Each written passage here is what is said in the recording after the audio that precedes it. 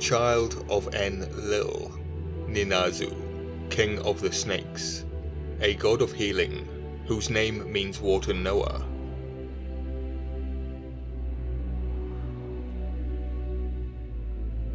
I will separate the name into its components at the end of this documentary.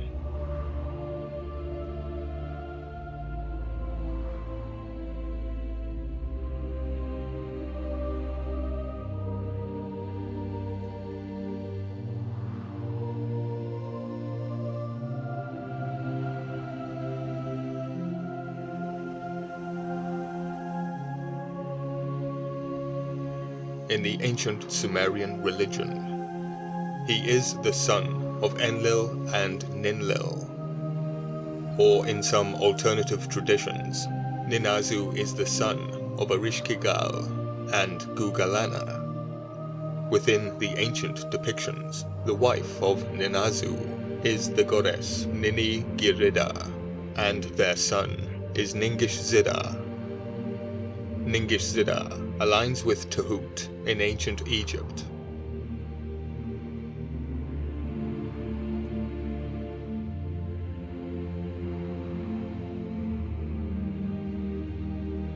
Ninazu was the patron deity of the ancient city of Eshnunna and Enegi.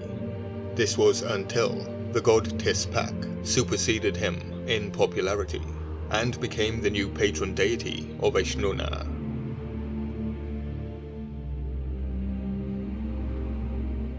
Ereshkigal and Gugalana were considered Ninazu's mother and father in Enegi. However, it is believed by scholars that Nergal was actually his father, due to the Sumerian story of Ereshkigal and Nergal, where he takes her without consent and impregnates her. However, this may be a reference to one of her many other children. It seems that Ereshkigal and Gugalana are the most widely accepted by scholars.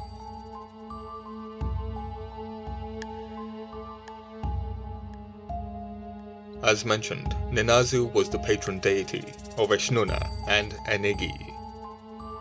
In Eshnunna, Ninazu was depicted as warlike, and it was his dual genealogy that identified his ties to the underworld. By definition, a hybrid child.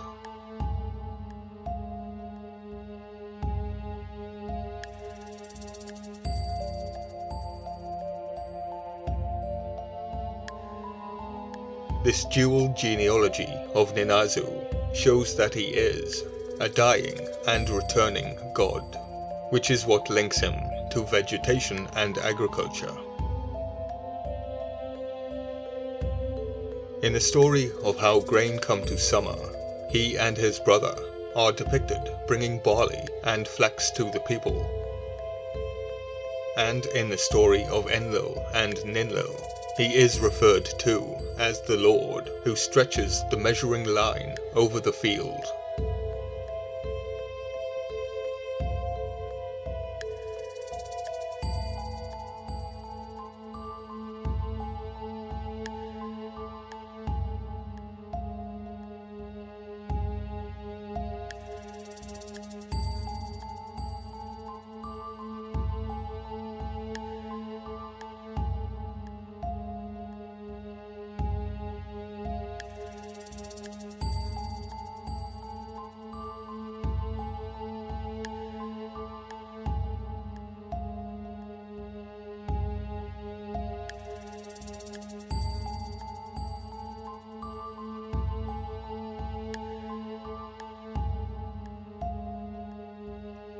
In the temple of Enegi, he is considered as the steward of the underworld, and is strongly correlated to the imagery of a snake.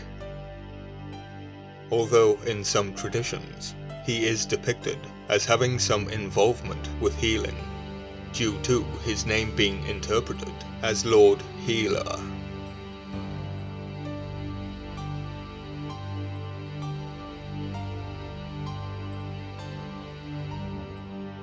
but this is not his primary attribute, so this healing aspect is a later addition.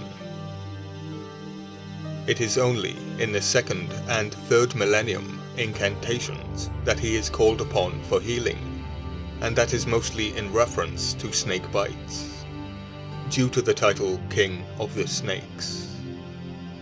This would be during the time of the Akkadian Empire, and in this culture, war and propaganda go hand in hand.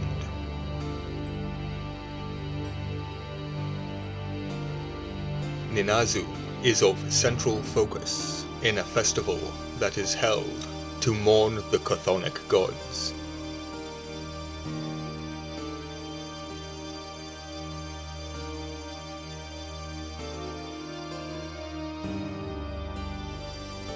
This would be lamentation for netherworld gods, meaning demons.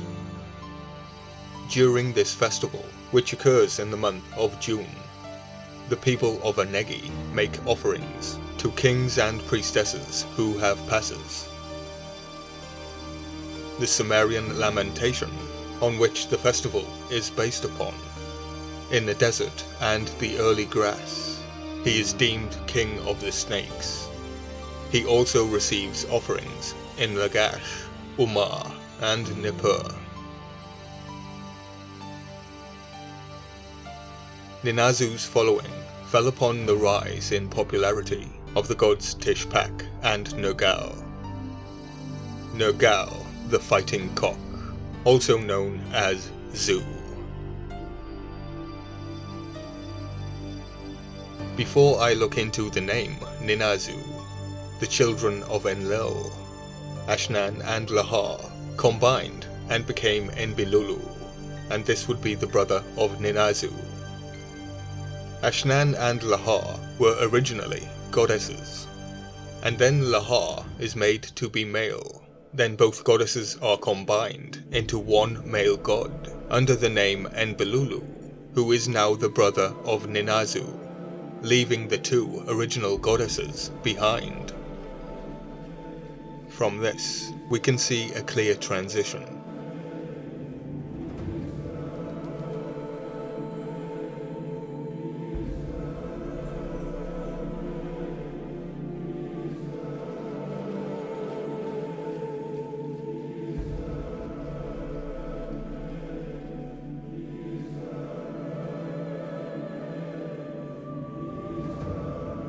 Initially, I thought that Cain and Abel being made to be male figures was done at a later date, but we can see that this was probably the 3rd millennium BC, more than likely by the Akkadian Empire. To most people, Alpha and Omega mean beginning and end, but after my journey through mythology, I would say that Alpha and Omega means everything in between, as it is everything in between that causes confusion, which in turn conforms the unknowing populace to the Alpha and Omega. Milk for babes, meat for men, and everything in between is chaos and confusion. Chaos is the main aspect, and Alpha and Omega are but pillars for the gate.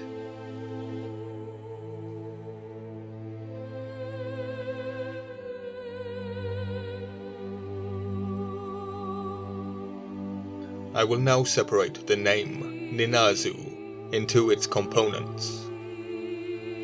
The Temple of Ninazu, Enegi. En means lord or king, but also when the master gets angry, he kills. This may also relate to the Igigi. In Sumerian, Igi is I, Igisi is to see, Baskbi Egi, I. Ikuzi, to see. Enegi could mean the Lord's eye. Igigi may be a plural form, as in the Watchers. And the temple is the mooring rope to Enlil. The son of Enlil is the Watcher, Nergal, and the son of Nergal is Ninazu. So the eye of the Lord in question would be Enlil. Nin means lady or lord, but this is a male figure, hence it is lord, and Azu is a doctor. It is the Lord Azu, a god of healing. But so below, Ninazu, it is fear for him.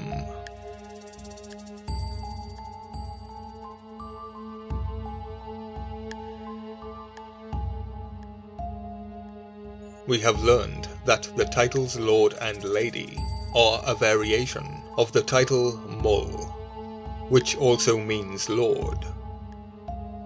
The title Mul also refers to male, as in chainmail, and also the word Meli, as in attack, referring to a variety of weapons. My point here is that the origin of the Floodstorm weapon, the bow star of Ishtar, is now used extensively in everyday language. Both of Ninazu's suspected parents, Nergal and Enlil, are in fact none other than Zu. Nergal is also known as Lugal Banda, and Lugal Banda is in fact Zu. And the role of Enlil, who was formerly known as Mul-Lil, were also taken over by Zu. Let me make this more clear. Zu took the role of Mul-Lil, who then became Enlil and Enki.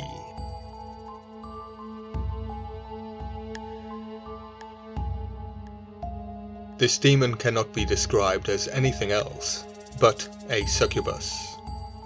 It comes in both male and female forms, under many disguises, and creates a lineage here on Earth. So this figure, Zu, is the Father, Son, and the Spirit. Three aspects of one succubus. Succubus is a demon that becomes a father by creating a child by divine conception. Divine basically means relating to, coming from, relating to, or like God, or a god. And of course, all of this relating to the creation of something.